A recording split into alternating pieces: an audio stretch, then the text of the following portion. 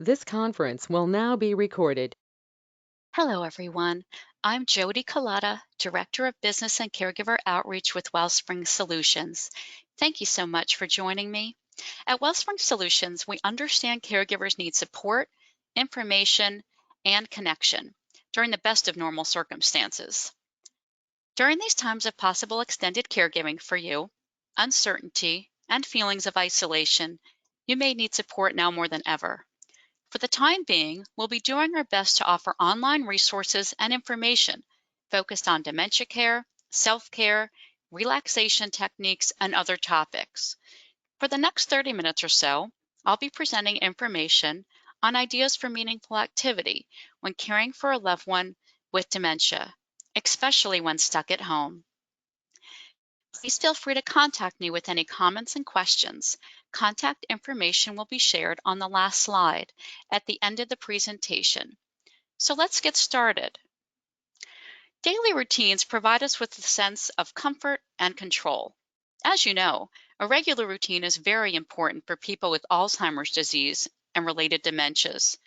This calming sense of routine is so helpful because dementia gradually impairs a person's ability to plan, initiate, and complete an activity. So routines, they're things that happen regularly, often on a daily basis. They can include getting dressed in the morning, eating breakfast, reading the newspaper, going for a walk every day together, drying the dishes after lunch. So a planned day allows you to spend less time trying to determine what to do and more time on the activities that provide value and enjoyment for you and your loved one. So in building the routine, aim to include activities that engage and connect with your loved one. As previously mentioned, as dementia progresses, difficulty planning and decreased ability to initiate a task results in your loved ones relying on others to help find meaningful ways to be active. Meaningful activities, those that engage the person's attention and connect with their interests, are critical in the provision of care for those with dementia. So why are they important? Well, activity can provide mental stimulation and cognitive health. For example, puzzle work, music, socialization, physical movement, and exercise all benefit brain health. In the earlier stages of dementia, especially when feelings of incompetence and anxiety are common for the individual, self-esteem can be negatively affected. Feelings of success and accomplishment are so important. Meaningful activity can improve self-esteem by giving purpose and encouraging independence. Activity can minimize behavioral challenges. If someone is agitated, music and touch can be very soothing. You can redirect a person with an activity. If someone is repeatedly asking to go home, you can try and redirect by offering a snack or asking for assistance with something in another room. Activity allows creative expression of feelings, especially if one's verbal communication is impaired, through art and through music. Staying active physically can help with skin breakdown and stiffness and general health, and can improve sleep habits. If your loved one sits in a chair all day and doesn't participate in any type of activity, it's likely they'll doze several times throughout the day. Providing engaging activities for the person helps minimize napping during the day and encourages a better night's sleep pattern. That's certainly going to help benefit you, as well as all these other outcomes. Continuing to participate in activities and hobbies once enjoyed is important for people with Alzheimer's disease and related dementias. Changes in ability that come with dementia, like difficulty initiating tasks and completing complex ones, can make it hard for the person to continue with activities and hobbies independently. Again, they're going to need your help and your patience to adapt an activity so that it's enjoyable and safe. So here are some ideas, but keep in mind what's meaningful for one person might not be meaningful for another. And it's important to tie an activity to past hobbies or possibly their occupation, but again, adapt to their ability. So, for someone who primarily took care of the home, the person will likely find meaning and enjoyment with an activity in the kitchen. Baking, cooking, with supervision can be very beneficial and spark memories from the tasks and the smells. Being a part of the meal preparation process can bring a sense of the familiar comfort that I talked about, especially to those who once prided themselves on their cooking or baking abilities. Based on ability, some other ideas include making a simple recipe like instant pudding or instant mashed potatoes, or shucking corn, peeling apples. I bet some of you are worried about the mess that might ensue in the kitchen. Maybe have measured ingredients ahead of time and all the supplies ready. Your loved one may also help with the cleanup efforts, load the dishwasher if able, or simply enjoy just being with you in the kitchen. While your patient may be tested, you can improve the quality of life for the one you care for and your own by letting go of expectations.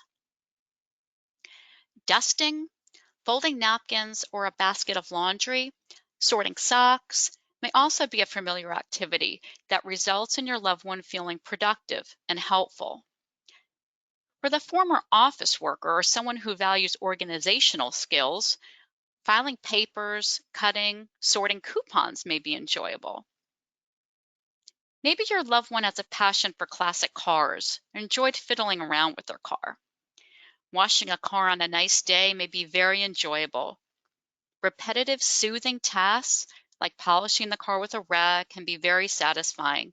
Try and really keep it fun. Thank the person for their help. Based on their availability, you may need to modify the activity. Maybe your loved one will just keep you company outside or offer some instruction. Try to engage the person, talk about the fresh air, or maybe have a magazine of classic cars for them to look through. If planning a cooking activity or household chore or other activity altogether, your words to explain the steps of each task may not be understood by your loved one. So here's a tip, just demonstrate. Replace your words with visuals. If they don't understand your words, demonstrate what you want them to do. As you can see here, this woman's being shown how to dust the furniture and other surfaces. She's engaging in an activity that's familiar to her. We want to thank her for her job well done. She's on her own in the picture on the right and doing a great job.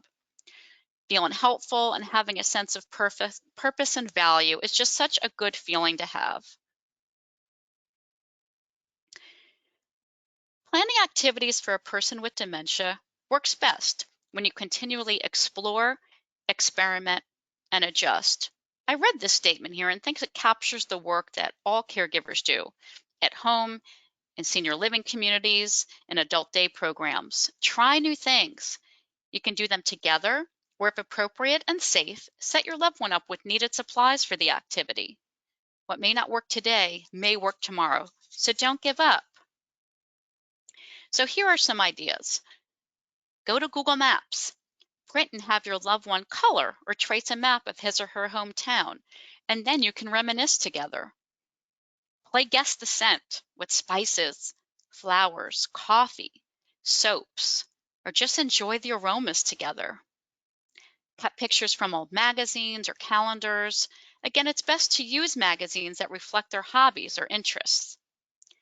For those who enjoy it, they could also paint the pictures in a notebook, creating a colorful scrapbook, and then you can look through it again and again. Puzzles help with fine motor skills. If your loved one has a difficult time working on a puzzle, ask his or her help handing you the pieces and just talk about the process. Some other ideas include reading aloud, maybe from a Reader's Digest book, a hand massage or brushing your loved one's hair, planting bulbs or pots for indoor blooms, or help watering plants outside, creating a memory box, finding favorite objects, old photos, items from your loved one's work, and putting them in the box to be looked through to really spark conversation. And have you ever tried adult coloring pages? They will benefit you and your loved one. Coloring can help reduce stress and anxiety, enhance concentration and focus, just allows you to be in the present moment It's a relatively inexpensive activity, and for some, you can just go to a website like www.justcolor.net for free adult coloring pages to download or to print. Now I want to talk about creative storytelling. Anne Basting founded the Timeslip Project in 1998, and she found that for people with dementia, creative storytelling can be a therapeutic tool to spark memories, use imagination, promote self-esteem, connection, and feelings of value. And it allows accepting the person for who and where they are at the moment. So I'm going to go ahead and take you to the Timeslips website, and that is www.timeslips.org. Okay, and you will note that you either have to log in or sign up to access the resources. So I went ahead, I created a simple profile, and it just asks you for a little bit of information. Not all of it is required, and then you can just kind of navigate through the site. But where I'm going to take you to is resources and the Creativity Center. So on the Creativity Center, you can see that you can look at images to inspire a poetic exchange. You can click here where it says Get Started, and there will be many different beautiful questions to spark conversation. And here where it says Make Up a Story, that's where I'm going to go, where it says Get Started. And here, there are so many colorful images with animals, people. You can look down here, there's many different images, and find one that just resonates with you. And I'm going to go ahead and click on this one here with this young boy and his happy dog. And what it allows you to do is two things. You can create a title, and you can type a story in by your loved one answering open-ended questions to imagine a story together. There are no right or wrong answers. Alternatively, you can just tab down and simply click on print, and it will print the image of your choosing. And then the questions will be there as well. So let's go back and look a little bit more about time slips. So again, you're going to be able to look at an image, and you're going to ask open-ended questions of your loved one to create a story. There's a low stress way to communicate. Your loved one can even use gestures or sounds. And when you do this activity, be aware of the time when cognition is best.